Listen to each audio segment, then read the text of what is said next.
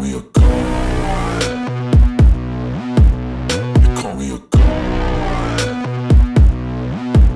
They call me a god.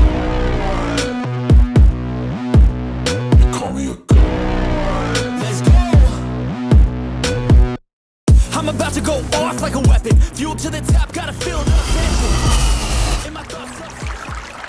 Welcome back, everybody. Hit that like, hit that subscribe, comment down below, let me know what you think about this video, and if you want some exclusive perks, join that membership by hitting the join button next to the subscribe button. But today we are going to be discussing, so recently Jonathan Taylor has requested a trade from the Indianapolis Colts, and it's kind of warranted. Obviously the Colts don't look like they're doing anything, and obviously they drafted a quarterback in the draft this year, but they're really not moving forward in a way that I think would be the greatest. And also on top of that, he wants to have money. So let's talk about what the Miami Dolphins have in this situation. So a lot of people are actually putting us as one of the 5 teams that could possibly go after Jonathan Taylor. And we'll just go over his stats real quick. So this is only his 4th year.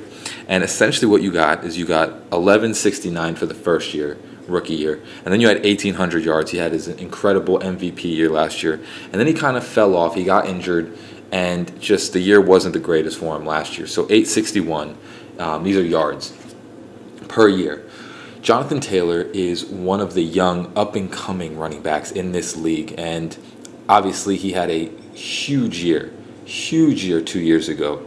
And it was nuts to watch him, and he's become a staple. But because of this last year, he kind of lost a little bit of the steam that everybody had for him coming into that year and coming into this year. And obviously running backs, it's becoming a thing now where running backs want to have a good amount of money in their contract. So what we would have to do is we would have to give up a draft pick to acquire Jonathan Taylor. Here's what I'm going to tell you. The pros are probably going to be that you get a running back for a really long time. He's going to be the guy that just completely, if he stays healthy, he's just like Tua. If he stays healthy, he is a premier running back. But you have Devon Achane, so it's kind of going to be weird to have 2 young running backs on the team. He could possibly learn from him, but he's also a young running back himself. Another pro is that he is good at pass catching and good at a lot of different things. He's just an all-around great running back. I actually wanted them to get him, when he was coming out in the draft. I think there was a possibility that we could have traded down to get him, but it is what it is. But yeah, Jonathan Taylor is a premier. I mean, Josh Jacobs is another premier runner. There's so many running backs that were on the trade block, essentially, and, free agency and all that. It's just been a running back off season. So the cons obviously are going to be that he's going to want an enormous contract. He's going to want, similar numbers to what Dalvin Cook is essentially going to get. But now I think we're going to see what happens with Dalvin Cook, because now there are so many running backs out there that people can pursue besides Dalvin Cook. So his contract might be a lot less than what we were thinking before. Paying a lot of money for a running back, that's the person that takes the most amount of hits on the team. And the problem with that is that typically running backs do get injured because they just take the most hits.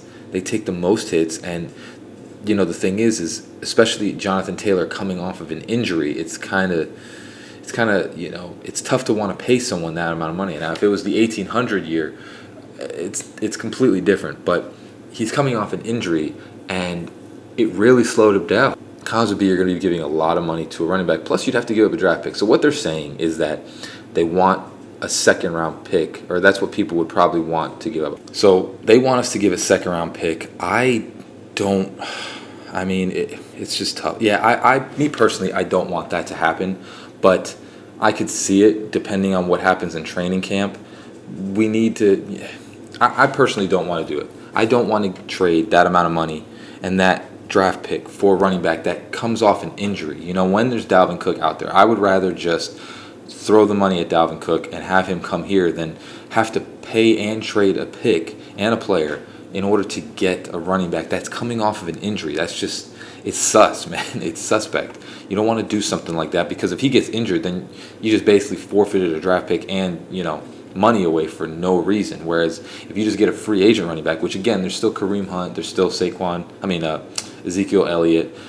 You have free agent running backs with Dalvin Cook that you can sign. So giving up a draft pick for someone like that, that's coming off an injury. That's the big key here, is that he's coming off an injury, so you don't know what he's going to be, and you don't know if he could possibly have another soft tissue injury in the future. And then that's a problem, because then you'd be giving up your second round pick. We forfeited our third, and we don't have one in our fourth because of Bradley Chubb. I feel like we're going to finagle some things around, but I don't see that happening. So me personally, I don't want to trade for Jonathan Taylor. I think it would be too much to give up for somebody like that. And, if he gets injured, you're screwed. You're basically screwed. So definitely don't want to do something like that. But just wanted to make a quick video kind of discussing the Jonathan Taylor situation. But as always, hope you have a great rest of your day. Bins up, baby. Peace.